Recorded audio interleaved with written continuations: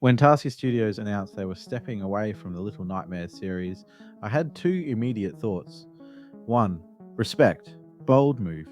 Two, oh no, because when a studio becomes synonymous with a specific aesthetic, small child, big nightmare, grotesque proportions, emotionally scarring imagery, it's very easy to accidentally make the same thing but legally distinct.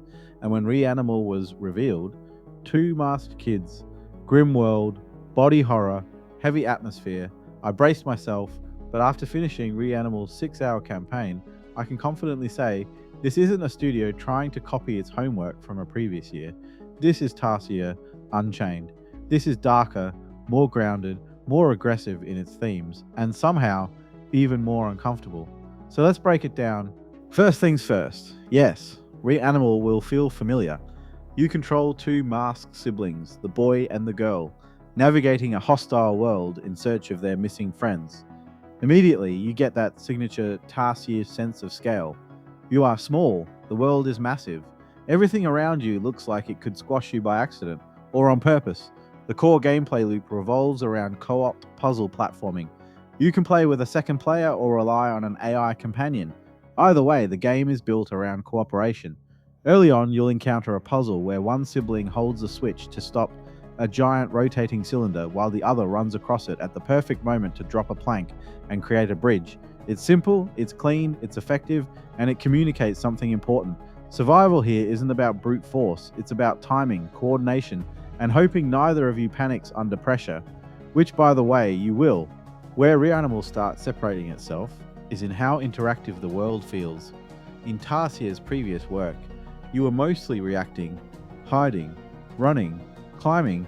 Here, you're still vulnerable, but you're more capable. You find tools, bolt cutters to break chains, crowbars to pry open barriers, harpoons to defend yourself. Yes, defend yourself. And I know what you're thinking. Oh no, they added combat. It's over. Relax. The brilliance of Reanimal is that even when you're actively fighting back, it never feels empowering. It feels desperate. Every encounter feels like barely scraping by. You're not doomslayering your way through monstrosities. You're flailing, surviving, and praying. You timed that interaction correctly. It adds tension without transforming the tone. That's a delicate balance, and they nail it. The camera work deserves special attention. In earlier Tarsier titles, the framing often felt theatrical, like you were navigating a twisted dollhouse. Reanimal evolves that approach. When you enter larger areas, the camera becomes more dynamic. It tracks both siblings intelligently. It swings for better vantage points during exploration. It zooms in during tense sequences. And when it pulls back to reveal what's stalking you, that slow dread hits like a truck. The camera isn't just presentation, it's tension design. Let's talk about the tone shift, because this is where Reanimal becomes something else entirely. The opening sequence sets the mood perfectly.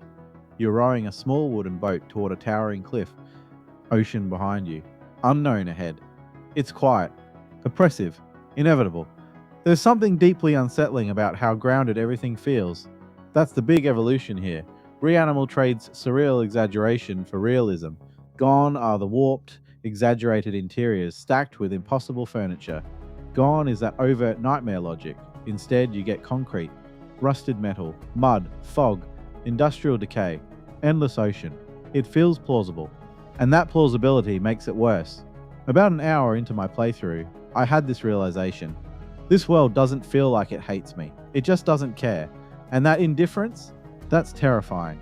Now, we need to talk about the body horror, because yes, it's here and it is absolutely grotesque.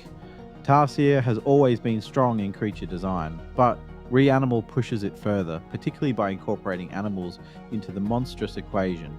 You'll encounter things that move wrong, that bend wrong, that sound very, very wrong. But what impressed me most wasn't just how disturbing they looked, it was how contextual they felt. Each creature tells a story.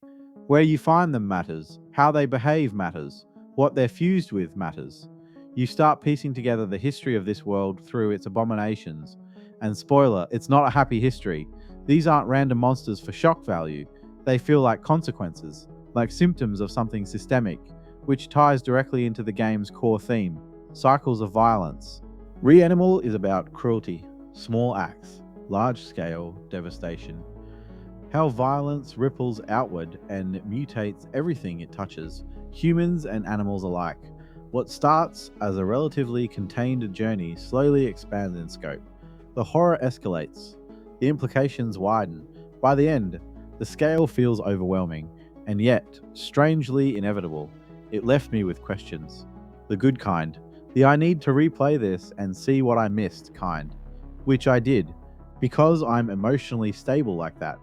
The sound design deserves its own standing ovation. There isn't a constant musical score. Instead, you get a soundscape, footsteps in mud, distant waves crashing, wind scraping against metal, rocks shifting unexpectedly, and then there are the gross sounds, the squelches, the snaps, the cracks. There were moments where I physically recoiled because of what I heard. When music does appear, low horns, haunting strings, it punctuates key sequences. Boss fights, major reveals, chase scenes. It feels like a tortured orchestra underscoring your misery in the best possible way. Now, let's address the imperfections. If you play solo, you'll rely on an AI companion. For the most part, it works well. It follows, it interacts when prompted. It doesn't actively sabotage you, mostly. There were a few moments where pathfinding got weird. The AI would get stuck on geometry or loop awkwardly. Once or twice, that led to a death. It's frustrating, but here's the saving grace. Checkpoints are generous and reload times are fast. You're rarely set back more than a few seconds. There are also a couple of points of no return that aren't clearly communicated. Completionists, be warned. But honestly, my technical experience was smooth overall. What really stands out is how confident this game feels. This doesn't feel like a studio cautiously testing new waters. It feels like a studio saying, we know what we're good at, now let's push it. The mechanics are more interactive, the themes are heavier, the world is more grounded, the horror is more confrontational. It's not trying to be comfortable, and I respect that. So, is REANIMAL perfect? No, but it is bold. It's one of the most oppressive co-op horror experiences I've played in recent memory. It understands what made Tarsier's previous work resonate, but it refuses to be defined by it. That's hard to do. For its confident mechanical evolution, its grounded and suffocating world design, its grotesque but meaningful creature work, and its willingness to tackle uncomfortable themes. I'm giving REANIMAL an 8 out of 10. It doesn't quite reach masterpiece territory due to minor AI hiccups and a few structural clarity issues, but it absolutely establishes its own identity. If you're planning to play REANIMAL, I highly recommend experiencing it in co-op if possible. There's something uniquely stressful about screaming at your friend to hold the switch while a nightmare creature closes in. It's bonding, trauma bonding, and if you've already played it, let me know in the comments. Did the grounded art direction make it scarier for you, or do you miss the more surreal style? If you enjoyed this deep dive, make sure to like the video. It genuinely helps more than you think. And if you're into horror reviews that go beyond jump scares and actually break down mechanics, themes, and design philosophy, consider subscribing. We've got more unsettling journeys coming. Thanks for watching. Now, if you'll excuse me, I'm going to go sit in a well-lit room and play something cheerful. Maybe a farming simulator with no fog and definitely no squelching sounds. See you in the next one.